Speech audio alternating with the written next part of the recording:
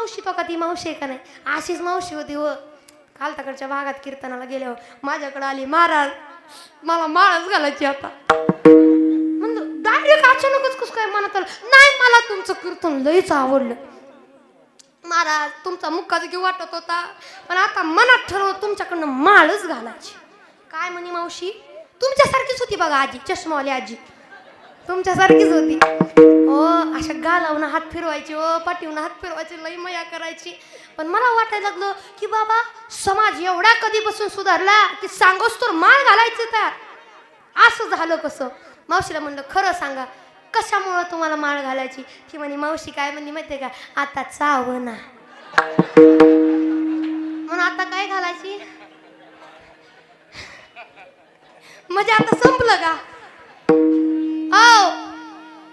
शेरेवाडीकर मी दुसऱ्याचं नाही सांगत